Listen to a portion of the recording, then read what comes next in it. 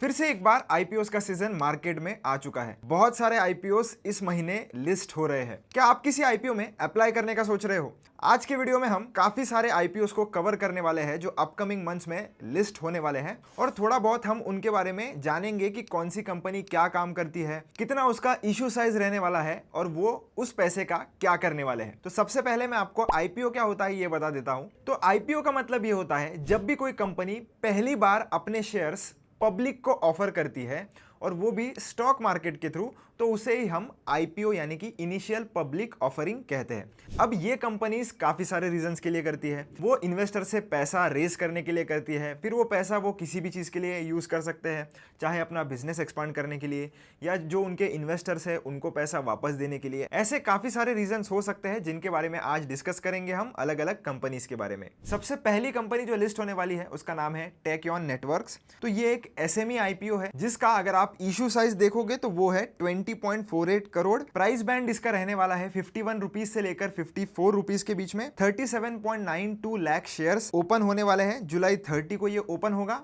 और अगस्त 1 को ये क्लोज होने वाला है। मिनिमम लॉट साइज इसकी 2000 है और हम एक्सपेक्ट कर सकते हैं कि ये 6 अगस्त को लिस्ट होगा। ये कंपनी काम करती है नेटवर्किंग का, मतलब ये आईटी इंफ्रास्ट्रक्चर प्रोवाइड करते हैं, networking solutions, digital transformation services businesses के लिए, और एंड टू एंड सॉल्यूशंस ये प्रोवाइड करती है। मतलब ऑल टुगेदर ये एक आईटी कंपनी है जो साइबर सिक्योरिटी और आईटी सॉल्यूशंस प्रोवाइड करने का काम करती है। और ये जो आईपीओ के थ्रू ये कैपिटल रेज करेंगे, ये यूज करेंगे अपने बिजनेस को एक्सपांड करने के लिए, अपने वर्किंग कैपिटल को स्ट्रेंथन करने के लिए, और नई जहां पर भी इन्हें पॉसिबिलिटीज दिखेगी वहां पर ये अपना टेक्नोलॉजी जो है वो एक्सपांड करेंगे इस पैसे को यूज करके। नेक्स्ट कंपनी होने वाली है एमबी इंजीनियरिंग। अब जैसा इसका नाम है आप समझ ही गए होंगे कि ये कंपनी कौन से फील्ड में काम करती है।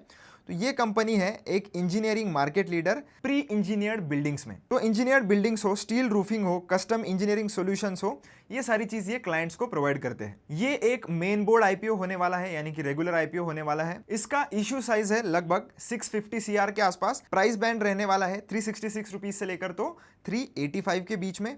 लॉट साइज 38 की होने वाली है और हम एक्सपेक्ट कर सकते हैं कि ये 6 अगस्त को लिस्ट होगा। आईपीओ के थ्रू ये जो भी कैपिटल रेस करेंगे उसको ये यूज करने वाले हैं अपना बिजनेस एक्सपांड करने के लिए, आईटी अपग्रेड करने के लिए, रिसर्च एंड डेवलपमेंट में, और ये अपनी जो डेट है उसको भी रिड्यूस करने वाले हैं। नेक्स्ट कंपनी है बीडी इंडस्ट्रीज पुणे। अब ये भी एक एसएमई कैटेगरी के अंडर का आईपीओ है। इसका जो इशू साइज है वो है लगभग 45 सीआर के आसपास। इसका जो प्राइस बैंड है वो 102 रुपए से लेकर तो 108 रुपए तक है। लॉट साइज इसका है लगभग 1200 का, और हम एक्सपेक्ट कर सकते हैं कि ये अगस्त 6 को लिस्ट होने वाला है। इसका जो भी पैसा ये लोग रेस कर रहे हैं आईपीओ की मदद से, वो वर्किंग कैपिटल के लिए सपोर्ट किया जाएगा, बिजनेस डाइवर्सिफिकेशन एंड केपेक्स बढ़ाने के लिए यूज किया जाएगा। अब बात करते हैं एक बहुत ही पॉपुलर कंपनी के बारे में जिसके लिए आप में से काफी सारे लोग वेट कर रहे होंगे। NSDL, national securities depository limited. ये एक बहुत ही पॉपुलर कंपनी है और काफी लोगों ने इसमें प्री मार्केट ही इन्वेस्ट करके रखा है, पर इस कंपनी का grey market premium continuously decrease हो रहा है। इस कंपनी का इशू साइज है 4011 करोड़, जो कि एक बहुत ही साइजेबल है। ये एक ऑफर फॉर सेल वाला आईपीओ है जिसमें जो मेजॉरिटी स्टेक होल्डर्स होते हैं, प्रमोटर्स होते हैं,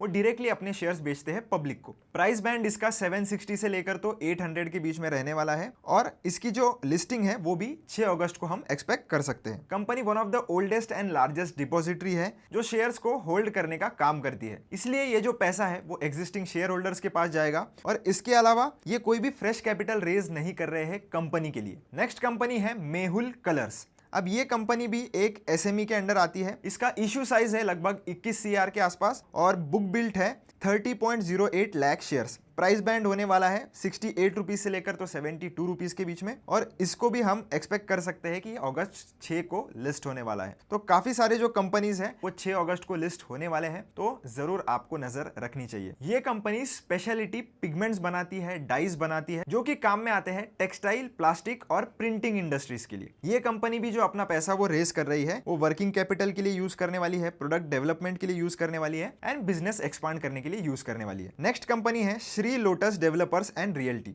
इस कंपनी का इशू साइज होने वाला है 792 सीआर के आसपास। प्राइस बैंड आप एक्सपेक्ट कर सकते हो 140 रुपीज से लेकर तो 150 पर शेयर के बीच में। कंपनी काम करती है commercial and residential real estate development में। इसी के साथ साथ वो एम्फसाइज कर रहे हैं हाई ग्रोथ मेट्रो लोकेशंस पर, जहां पर वो अफोर्डेबल हाउसिंग दे सके। ये जो फंड्स वो रेज करने वाले हैं, वो डिप्लॉयड करने वाले हैं वो न्यू प्रोजेक्ट लॉन्च करने के लिए, एक्विजिशंस के लिए, और अपना जो भी डेट है उसको वो रीपे करने के लिए यूज करने वाले हैं। इसके बाद बात करते हैं ज्योति ग्लोबल प्लास्ट के बारे में। ये भी एक एसएमई कैटेगरी के अंदर आने वाला आईपीओ है। तो फिलहाल तो अभी तक इशू साइज डिस्क्लोज नहीं की गई है। इसकी लिस्टिंग हम एक्सपेक्ट कर सकते हैं अगस्त 11 को होने वाला है, और बाकी सारी चीजें अभी तो फाइनलाइज होना बची है। पर ये जो कंपनी है वो काम करती है मोल्डेड प्लास्टिक प्रोडक्ट्स मैन्युफैक्चर करने के लिए, जो कंज्यूमर एंड इंडस्ट्रियल पर्पस के लिए यूज होते हैं। और ये जो भी कैपिटल रेस करने वाले हैं वो totally business development and R&D में यूज करने वाले हैं। नेक्स्ट आईपीओ है वो भी एसएमई कैटेगरी के अंदर ही आता है, आराध्या डिस्पोजल इंडस्ट्रीज। इसका इशू साइज लगभग 45 सीआर के आसपास है, जिसमें हम प्राइस बैंड एक्सपेक्ट कर सकते हैं 110 रुपए से लेकर तो 116 रुपए के बीच में। ये ओपन होने वाला है 4 से लेकर तो 6 अगस्त के बीच में, और लिस्ट होने वाला है अगस्त 11 को। ये जो कंपनी है वो प्रोड्यूस करती है biodegradable and disposable food service products, जिसकी मदद से ये एम कर रहे हैं कि इंडिया को एक इको फ्रेंडली पैकेजिंग प्रोडक्ट जो है वो ऑफर कर सके।